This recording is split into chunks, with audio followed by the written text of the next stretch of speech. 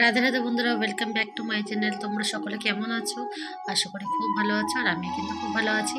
তো সকাল সকাল দেখো গোপাল সোনার জন্য অন্ন চাপাই দিয়েছি। তোমরা নিশ্চয়ই জানো আমি কোথায় যাব, আমি পড়তে যাব, তাই জন্য তাতে অন্নটা চাপিয়ে দিয়েছি। আর অন্নটা চায় 1 ফুট হয়ে গিয়েছে, তারপরে কিন্তু আমি নামিয়ে রেখে দিয়েছি। নামিয়ে রেখে দেখো গোপাল সোনাকে শৃঙ্গার করিয়ে একদম দর্শন করে নাও। আজকে যেহেতু আমি 10টার সময় পড়াতে যাচ্ছি, তাই 10টার ভোগটা দিয়ে তারপরে যাচ্ছি, আর রান্না কিছুটা করে তারপরে যাচ্ছি।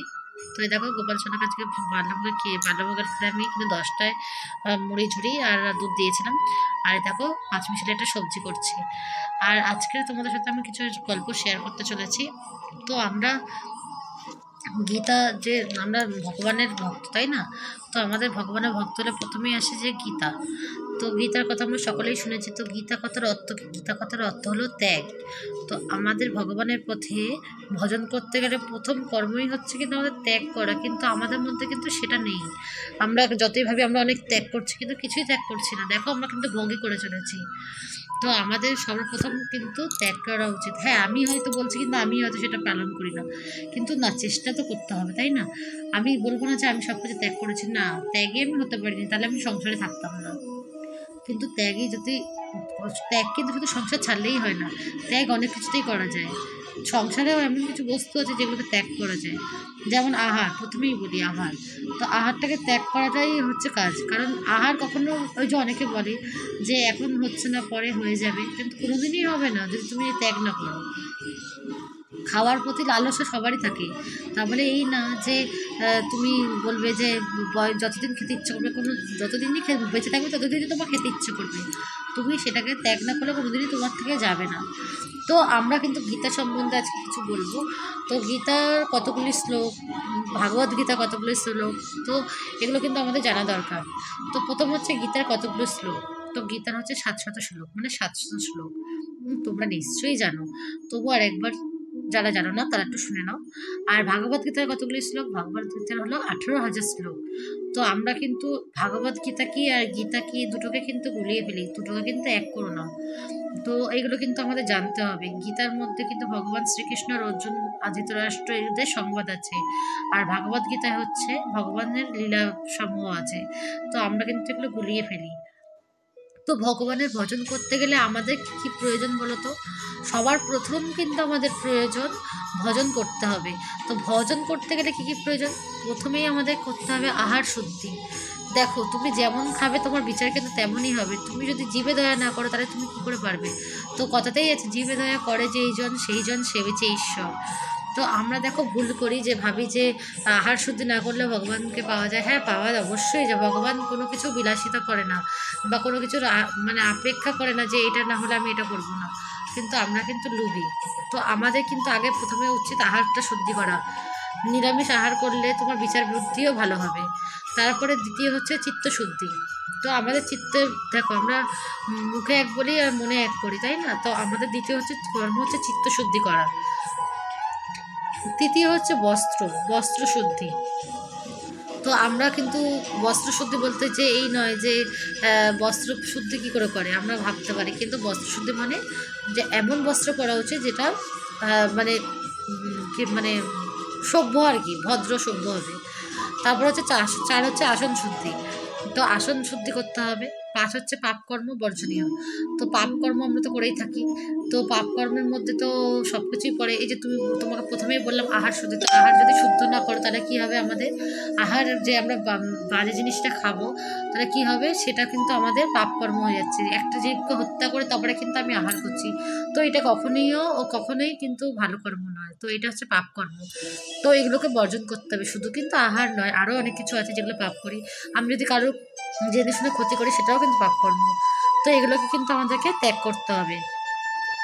আর তারপর হচ্ছে যে আমরা যে কলিযুগ, আগের দিন বলছিলাম, তো কলিযুগের বয়সটা তোমাদেরকে বললাম। আর এটা তোমাদেরকে বলা হলো না যে কলিযুগে বর্তমান বয়স কত, আর কত বছর থাকবে কলিযুগ। তো মানে বর্তমান ক্ষেত্রে কুরুক্ষেত্রের যুদ্ধের পর মহারাজ পরীক্ষিত রাজত্বকাল থেকে কলির যুগে শুরু হয়েছে, ঠিক আছে? তারপরে বর্তমান 5,000 বছর গত হয়েছে, মানে এখনো পর্যন্ত কিন্তু 5,000 বছর গত হয়েছে। সুতরাং কলিযুগ এখনো কত বছর আছে? 4,27,000 বছর। তো কলিযুগের আয়ু তোমাদেরকে আগের দিনই বললাম 4.5 লক্ষ, মানে 4,32,000। তো তার মধ্যে 5 বছর সবে গেছে, তাহলে ভাবো এখনো কত যুগ বাকি। তো তার মধ্যে আমরা ভাবছি যে আমরা কলিযুগের শেষে চলে এসেছি, তাও ভাবো তাহলে এত অনিষ্ট এখনই হচ্ছে। তো কলিযুগের শেষে কি হবে একটুখানি ভেবে দেখো। তো কলিযুগ এখনো কিন্তু 4,27,000 বছর বাকি। তো এটা শুনেই কেমন একটা লাগছে না? তো কি বলবো। তো যাই হোক, তো গীতা হচ্ছে এমন জিনিস যেটাকে ভগবান শ্রীকৃষ্ণ, যারা পড়েছো তারা নিশ্চয়ই জানো। তো গীতা কথার অর্থই কিন্তু ত্যাগ। তো গীতার কথার অর্থ জ্ঞান। আর গীতা কিসের সমন্বয়? গীতা হচ্ছে জ্ঞান, কর্ম, ভক্তি ইত্যাদির কিন্তু সমন্বয়। তো আর এটাও তোমাদের জানা দরকার, আজকে যেহেতু গীতা নিয়ে বলছে তাই কিন্তু গীতা নিয়ে সব রকম আমি বলে দেওয়ার চেষ্টা করছি। যদি কোনোদিনও কোনো কিছু বাদ থাকে আমি কিন্তু তোমাদেরকে পরে অবশ্যই জানিয়ে দেবো। গীতা প্রথম কে সংস্কৃত থেকে ইংলিশে প্রকাশ করেছে এটাও আমরা জানি, অনেকে আবার অনেকে জানি না। তো আমি যেহেতু এগুলো জানি, হচ্ছে আমাদের গীতা ক্লাস করায়, তো ওখান থেকে কিন্তু আমি কিন্তু এগুলোকে জেনেছি। তো এই জন্যই দেখো, সাধুসঙ্গ সাধুসঙ্গ সর্বনাশ হয়, সাধুসঙ্গ লওয়া সর্বসিদ্ধ হয়। তো দেখো আমরা সাধুসঙ্গ করি বলে কিন্তু আজকে অনেক কিছু জানতে পারি। তো গীতা প্রথম সংস্কৃত থেকে ইংলিশে প্রকাশ করেছিলেন ওয়ারেন হেস্টিংস। তো ওয়ারেন হেস্টিংসে কিন্তু আমরা বইতে অনেকবার ওনার নাম পড়েছি, কিন্তু বইতে এটা পড়িনি যে উনি গীতাকে প্রথমে কিন্তু সংস্কৃত থেকে ইংলিশে ট্রান্সলেট করেছিলেন। তো আমরা দেখো অনেক কিছু পড়ি কিন্তু অনেক কিছু জানি না, অনেক কিছু পড়ার মধ্যে অনেক কিছু বাদ দিয়ে আমরা চলে যাই, হয়তো লেখা ছিল আমি হয়তো গাফিলতি করে পড়িনি, এটাও হতে পারে। আর গীতাকে প্রথম সংস্কৃত থেকে বাংলায় কে অনুবাদ করেছিল? এটা করেছিল শ্রী মধুসূদন সরস্বতী। তো আমরা কিন্তু অনেকেই এটা কিন্তু জানি না, আমি কিন্তু জানতাম না। তো আমি কিন্তু গীতা ক্লাস করেই কিন্তু এগুলো জানতে পেরেছি। তো গীতার অনেক কিছু আছে, যেমন গীতার অপর নাম হচ্ছে সপ্তসতী। তো তোমরা হয়তো অনেকে জানো গীতার অপর নাম কি, সপ্তসতী। তো দেখো গীতা সম্বন্ধে যদি তুমি চর্চা করো তাহলেই নয় তুমি জানবে। তুমি ধরো একটা কিছু সিরিয়াল দেখছো, তুমি সিরিয়ালটা পুরো প্রথম থেকে না দেখলে তুমি মাঝখানে দেখলে কিছু বুঝতে পারবে? বুঝতে পারবে না। তো আমাদের প্রথমেই হচ্ছে গীতা, তো গীতাটাকে আমাদের আগে ভালো করে আস্বাদন করতে হবে যে গীতা সম্বন্ধে কি আছে, গীতার মধ্যে কি আছে, তাহলেই না আমরা বলতে পারবো যে গীতা কি। তো গীতা কি সেটা যতটুকু সম্ভব আমি তোমাদের সাথে শেয়ার করছি। তো আজকে কিন্তু আমি ভগবানের কিছু শেয়ার করলাম। তো তোমাদেরকে আগের দিনই বলেছি যে আমি কিন্তু অল্প অল্প কিছু শেয়ার করবো প্রত্যেক দিনই। তো আমার যদি কোনো ভুল ত্রুটি হয়ে থাকে অবশ্যই ক্ষমা করো, আর অবশ্যই জানিও যে আমার কোনটা ভুল হয়েছে। তো দেখো তারপরে দেখালাম তোমাদেরকে অনলাইন থেকে আমি কিছু জিনিস কিনেছিলাম, তো সেটা তোমরা দেখলে। আর এটা দেখো তারপরে সন্ধ্যাবেলায় মা গোপালের জন্য ওই যে সবজি রান্না করে দিচ্ছে। আর আমি এদিকে দেখো চাউমিন করবো, জল বসিয়ে দিয়েছে, চাউমিনটা এই যে সিদ্ধ করে নিচ্ছি। আর চাউমিন যদি তোমরা খুব সুন্দর করে করতে চাও তো একটু কিন্তু কস্টলি হয়ে যাবে, কারণ তেলটা একটুখানি দিতে হবে জলের মধ্যে, তাহলে কিন্তু খুব ভালো হবে। একটু তেলটা একটু পরিমাণে বেশিই দেবে, তাহলে কি হয় চাউমিনগুলো একদম ঝুরঝুরে হবে আর ছাড়া ছাড়া হবে। অনেকেই কি করো শুদ্ধ জলে ফোটাবো না, অনেক সময় লেগে যায়, কিন্তু আমার চাউমিন দেখবে কোনোদিনও লাগে না। হ্যাঁ, তো আমি সবসময় তেল দিয়েই আর নুন দিয়ে কিন্তু সিদ্ধ করি। নুনটা তোমরা স্কিপ করতে পারো, কিন্তু নুনটা দিলে তাড়াতাড়ি নামিয়ে নেবে। আর যদি নুন না দাও তাহলে একটু ভালো করে সিদ্ধ করে তারপর নামাবে। তো দেখো আজকে 5 মিশালি সবজি দিয়ে কিন্তু করছি চাউমিনটা। আর যে মা সবজিটা আমান্য করে দিল, আমি আরতি টারতি করছিলাম, সন্ধ্যা আরতি, তা দেরি হয়ে যাবে বলে মাকে বললাম তুমি একটু করে দাও, তাহলে আমি আরতি টারতিগুলো করে নিই। তা মা কিন্তু করে দিল। তো দেখো আমরা কিন্তু সংসারে কি বললাম, সংসারের থেকেও কিন্তু সব কিছু করা যায়। তো এর মধ্যে দেখো আমি কিন্তু এটা করার পর আমার পড়তেও চলে এসেছিলো। তো আমি কিন্তু সব কিছুর মধ্যে দেখো ভগবানকে কিন্তু চেষ্টা করি সবটুকু করার। হ্যাঁ, আমি হয়তো বাড়িতে আছি বলে কালকে আমি, হ্যাঁ আমি আগে কিন্তু স্কুলে একটা জব করতাম, আর এখন কিন্তু আমি ছেড়ে দিয়েছি। বললাম কিছু শারীরিক অসুস্থতা ছিল আমার, তো ওই যে কারণে আমার অনেক কিছুই নষ্ট হয়ে গেছে। তো আমি হয়তো আবার স্কুলে জয়েন করতেও পারি, তোমাদের সাথে জয়েন করলে অবশ্যই শেয়ার করব। আর এখন আমি কিছু করছি না, এখন আমি টিউশনই করছি খালি। আর অন্যান্য জবের কিন্তু অফার করি, পাই, কিন্তু আমি করি না, যেহেতু আমার হাজব্যান্ড চায় না। ও চায় সবসময় সম্মানীয় কোনো কাজ করি, তো আমিও চাই যে সম্মানীয় কোনো কাজ করতে। তো যাই হোক, তো এই দেখো তারপরে কিন্তু আমি রান্নাবান্না করে আবার কিন্তু আমি টিউশনে চলে গিয়েছিলাম। তো তারপরেও কিন্তু আমার সংসারে কিন্তু আর এখনো কাজ বাকি। রাতে গোপালকে যদি অন্ন দিই, কিন্তু এটা ভেবো না যে আমার বাড়িতে রুটি করতে হয় না, রুটিও করতে হয়। আবার কেউ যদি পরোটা খায় তার জন্য পরোটা করতে হয়। তো এক একজনের এক এক রকম ডিমান্ড থাকে, সেগুলোকে কিন্তু অবশ্যই পূরণ করতে হয়, তারপরে কিন্তু সংসার সুখের হয়। আমি করব না এই কথা বললে কিন্তু হবে না। তো ওই যে কী বললাম, গীতা কথার অর্থ হচ্ছে ত্যাগ। তো আমরা যদি গীতার জ্ঞানটা না নিই তাহলে আমাদের গীতা পড়াটাই বৃথা।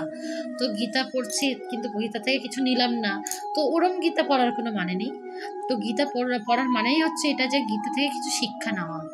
তো আমরা দেখবে অনেক কিছুই পড়ছি বা পাঠে যাচ্ছি, পাঠে এমন কিছু কথা বলে যেগুলো আমরা শুনে ভাবি কিন্তু যে এটা আমি করি। সবাই ভাবো তো নিশ্চয়ই। কিন্তু আমিও কিন্তু ভাবি যে হ্যাঁ এটা হয়তো আমি করি, কিন্তু ওটা থেকে শিক্ষা নেওয়া উচিত যে আমি কিন্তু পরের দিন থেকে এটা করব না। অনেক সময় পাঠে আমি এটাও শুনি যে রাগ খুব খারাপ জিনিস। তো আমার রাগও, আমি কিন্তু খুব রাগী, কিন্তু তাড়াতাড়ি রেগেও যাবে, তাড়াতাড়ি ঠান্ডাও হয়ে যায়, এটাও সবাই বলে। তো এই রাগটাকে কিন্তু আমি পাঠে যখন শুনি কিন্তু আমি নিজে চেষ্টা করি যে একটু করে কম করার। যে কেউ কিছু বলে দিলে উল্টোপাল্টা এখন আমি কিন্তু মুখ লাগাই না। গুরুদেব বলেছে যেখানে দেখবে তুমি কথার উত্তর দিতে পারছো না সেখান থেকে সেই স্থান বর্জন করবে। তো আমি কিন্তু সেখান থেকে সঙ্গে সঙ্গে চলে যাই। এখন আমি কারোর সাথে কথা বেশি বাড়াই না। অনেকে সবসময় কিন্তু এই নয় যে পারিবারিক জিনিস নিয়ে ঝগড়া হয়, অনেক সময় ঠাকুর দেবতা নিয়েও ঝগড়া হয়।